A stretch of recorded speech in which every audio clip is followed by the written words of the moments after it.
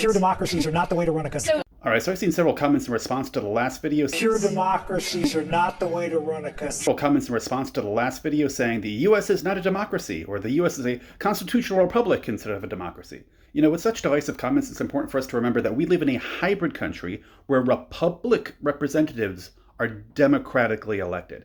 And given that, when we talk about Democratic versus Republican ideologies, what we're talking about is how much power do we want to give to the people being the working class, people like you and me, versus how much power do we instead want to give to a small select few. Look, I understand there are several patriots in this country through their American pride who say, our founding fathers has established us as a republic, or have established us in certain ways, whether it be X, Y, or Z, or whatever you believe. But one thing you need to remember is that our founding fathers, they never agreed on anything. They were always in disagreement, and through long debates and necessity, they had to compromise. And their end result of compromise is essentially this country. And on top of that, you got to remember that our founding fathers' job, it was an incomplete one. They weren't done. They never established the concept of term limits for all offices. They never established the concept of minimum wage. At their time, they couldn't possibly understand that unchecked capitalism could yield monopolies. They also couldn't comprehend Social Security nor Medicare in their time. It's up to us in the modern day to make sure that the government is as fair as possible to the people.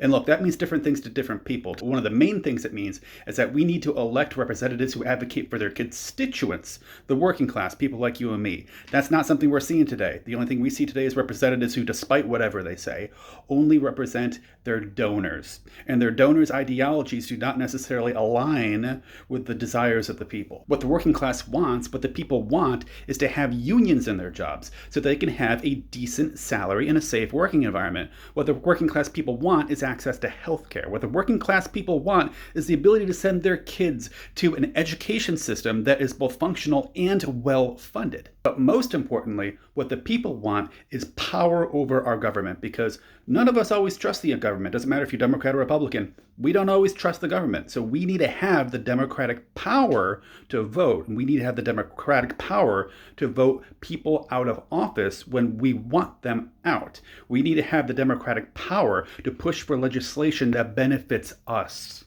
So look, when somebody says most of the states in this country don't allow you to put everything on the ballot because pure democracies are not the way to run a country.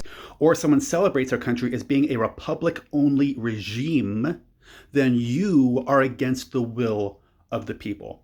Personally, I align with supporting a true democracy. I believe true democracy is the only way that we, the people, are going to get the legislation that we want.